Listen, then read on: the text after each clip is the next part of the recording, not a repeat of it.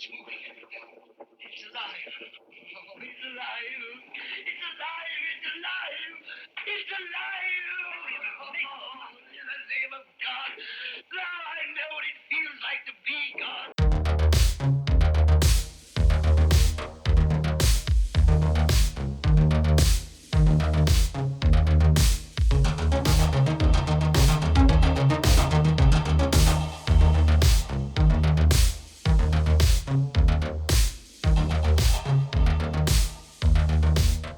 Hello, children of the night.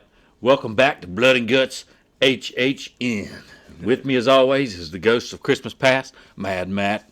How's it going, Matt? I'm so jolly and so festive through this holiday season, Adam, and I'm so tickled that we're going to talk about one of my favorite Christmas movies of all time. And what would that movie be? That would be the immortal classic, Scrooged, 1988. Bill Murray, Yep, directed by the great Richard Donner. Richard Donner, man. And you know what? For some reason, I always forget that Donner did this film. Well, I mean, we'll get into it a little bit, but for one reason it's easy for me to remember is, for one, he's got some of his regulars that are in there. He does. But two, just the stories that you hear about him and Bill Murray clashing on the set of this movie is just legendary, especially hearing it from Richard Donner's perspectives, because I'm sure Bill has talked about it, but I've not really seen any interviews. I haven't anyway, where he's actually elaborated, other than just like, hey, we had some disagreements and here's a little bit of things. But Right. Richard ain't afraid to hash it out. You know? Right. And Murray ain't afraid to give it right back. Right. So you got two of those rams smashing their heads together. But and you know, the thing about this film too is great is, I think because it's a Christmas film and it's a comedy, a dark comedy, I always forget that it's Donner. Yeah. And that's why. And it just got that great intro that starts with the clouds and coming down through the clouds. Santa's village is there. Yes. And that's from a childhood perspective. We watched this when we were kids at my grandma's house. And from that perspective, I love, and I've always loved, fake commercials. Yeah. So, and this one has plenty of them. Got good satire in there.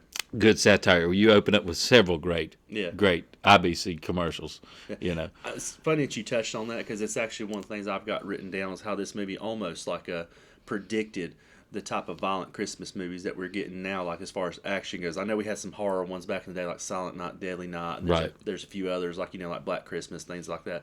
But like you think now of the night the reindeer died. Yep. And you got movies like Violent Night and Fat Man. Yep. Get some good Christmas stuff. We might cover those later on down the line. We'll see. But it's like I said, it's amazing how you watch that as a kid, and you're like, man, I would love to see the night the reindeer died. With Lee Majors. With Lee Majors. And, that's right. Like I said, now you're getting a little older, and you're starting to see some of these movies come to fruition and stuff. And like I said, if you haven't watched either Violent Night or Fat Man, I highly recommend both of those. There's just some fun action movies for the holiday season. Yeah, and I mean, and this one is like I said, from childhood is a classic. We always watched this at my grandma's house. This was always on there, and we quote it. You and I quote it. My brother Constantly. and I quote it constantly. Even if it's not Christmas, we quote it. Yeah, and it just became this legend in our household. Really, we still quote today. It ain't just your household; it's all over the world. Because when it come out, like it had a budget of $32 million. And I know it made over $100 million worldwide, so I mean it's still done pretty good. It released the same day as Rain Man, but where it really grew was on home video, like you said. Exactly. And coming on HBO, and people start watching now, and they have that nostalgic feel for it. So now it's actually like a Christmas staple for a lot of people, and with good reason. Like I said, for me personally, it's my favorite Christmas movie of all time. Okay. I've always loved like A Christmas Carol. I love the Charles Dickens story. I love the many iterations I've seen from Mickey's Christmas Carol to Scrooge to A Christmas Carol come out back in the 50s and 30s. I love all those. Yep. But this is my all-time favorite just because I've always been a huge fan of Bill Murray. Love Richard Donner. And like you touched on the black comedy of it. I love how dark comedy. it can get and then how comedic it can get, which reviewers at the time said it made it have an uneven tone. And I always love it for some reason when a movie mixes tones like that. They say it's uneven, they can't follow it. But you think of like American Werewolf in London, how it's got that comedy and horror. Exactly. I flipping love that. And For me, I mean, I guess it's not everyone's cup of tea, but to sit there and talk about how that's a bad thing, I just don't understand how, as a kid when it came out when I was 3 years old, I never thought it was jarring. I thought it No, was perfect. I loved it. It was Yeah. just a cup of tea for me as a kid. Yes. And the reason, Children of the Night, that we are covering it on this channel, as you know, it is what I would consider to be not only a holiday film, but a gateway horror film as well. It's got plenty of horror elements in this movie. Exactly. So it's kind of like Krampus as well. I consider Krampus also to be a kind of a holiday and a gateway horror Yeah. to some of those that maybe don't want to see Jason Voorhees or don't want to see Freddy. They want to kind of build them up to that. Yeah, you know? so, or parents, like I said, not allowing them to, like I said. And like with this one, you got great makeup effects, especially when you get to the gosh. Ghost of Christmas Future. Gosh, the makeup is just phenomenal in this film. Yeah, and that's really where you get your horror aspects, like from the Ghost of Christmas Future, and when he's taking Frank to the future, and just seeing all the chaos and the really the sadness that he's created by being such a greedy man and not caring for people, and seeing Yep. how it's damaged his brother's life, how it's damaged Claire, how the Tiny Tim character Calvin is in a mental institution. Those are really dark things, but I love how grounded it is in reality, and that's where you really can get those horror aspects to where I feel like it ties in well for this channel. I agree 100% with that, as well said. And just you have certain. Let's talk about the cast just a little bit here. Yes. You have God, this is a heavy cast. This is a heavy hitter cast. You have not only Bill Murray, like we said before, Yeah. and cameos by everybody and anybody, but you have Karen Allen, you have Carol Kane. Yeah. David Johansen of Sex the Pistols. rock and roll, the New York Dolls. Yeah, the New York Dolls. That's it. The rock and roll band, New York Dolls. And he is my favorite character in this film, hands down. If you had, because I quote him directly, Oh, me too. all the Mind time. if I smoke? Yeah. Coming out of his ears. And he's just, I'm the ghost. And you don't know. forget about Bobcat. Bobcat. Got to have Bobcat in there, and it's just cameo by, of course, Brian Doyle Murray, Bill Murray's brother. Yeah, and his other brother. He's got two of his other Two brothers in, there, in this film, and I can't remember the actor's name that plays the guy in the homeless shelter, the one that's frozen.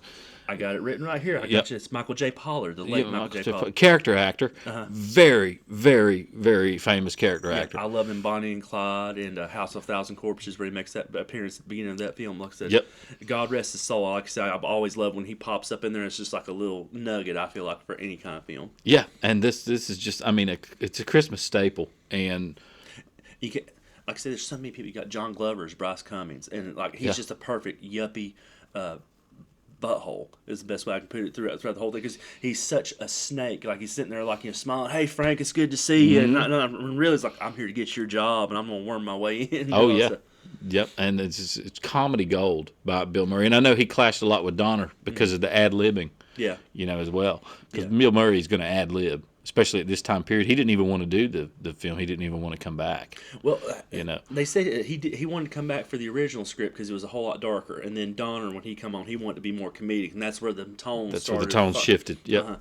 And so that's when, like I said, when he kind of, because he had a 4-year hiatus, and like I said, this is the first one come back, and it's amazing how even though 4 years had passed, they kind of built the marketing around how he was in Ghostbusters, because the tagline was like, this time it's 3 ghosts against one. Yes, I remember reading that, and it's just such a classic. I mean, the comedy in this is just over the top completely. With the dog scenes where he's the dog and You got a clown for Frisbee the dog. Frisbee the dog, yeah. And it's what a great film this is. And I mean, what if you haven't seen it, you definitely need to go out and watch this. And I mean, like you hit the nail on the head, like when he's talking about I'm the ghost and takes him to the past, like Niagara Falls. Frankie Angel. This is one of those movies where honestly that hits you in the feels, because he sees his mom and his dad, and he's watching his mother when she tells him how she loves him, and then he starts boohooing. And Yeah. the older, like, it's amazing how at whatever point you are in your adulthood or child, adult, older years, there's something in here for you that you can call you back to those times. But that one hits me now because I'm 40 years old and I'm lucky I still have my family with me. But I think about what it would be if I lost them, and then be able to go in the past and see something in real time like Frank is. How devastating that must be. Right, and you find new things, like you said it best. You find new things. I remember watching this when I was a kid, and then watching it now. Yeah. I find new things every time, I do too. and I absolutely love it. And like I said, I know they had that clash in tones, but to me, I still feel like it's well written. I especially love the scene where when he's eating with his boss, and then Bryce Cummings comes up, and Bryce Cummings just fires off, hey, I know this is coming at you awful fast, but oh, that's me. And then everything starts repeating again. Oh, and, that's me. And all of a sudden, Bill Murray thinks, that's got to be the ghost. That's why he's here.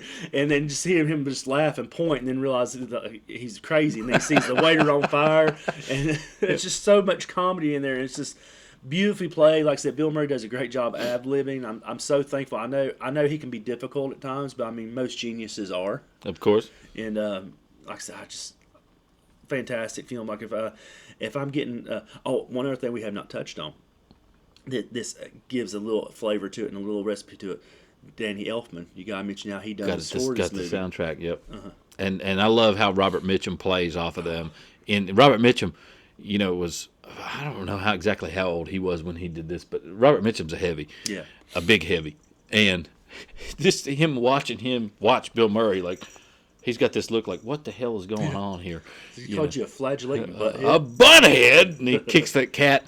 That's just, I love it, and man. So, and there's so many negatives, like I say, picking up, like, because we're talking about that part there.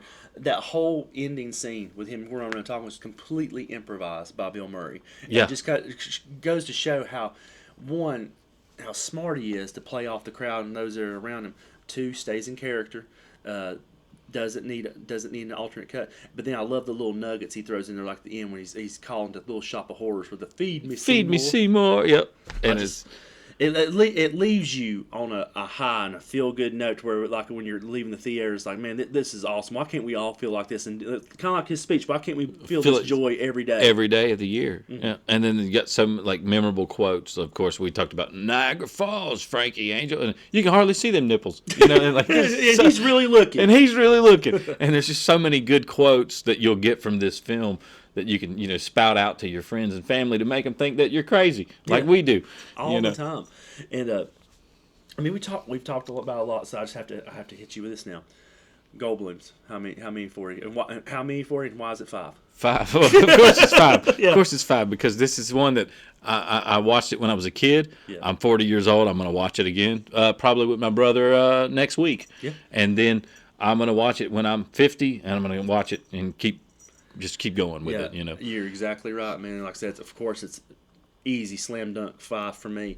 And I can remember how we had this taped, and right after it, and it actually mentions in there right after Scrooge comes Tales from the Crypt.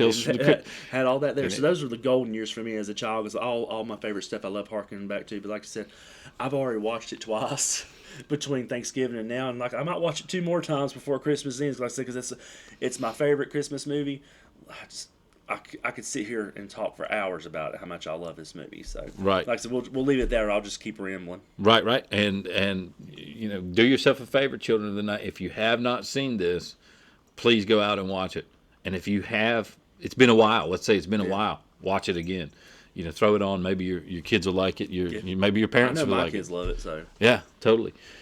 So, So make sure, friends and fiends, if you have seen it, leave in the comments. What did you love about Scrooge? Did you not like it? If you didn't, let us know why, because we love to have that back and forth with you.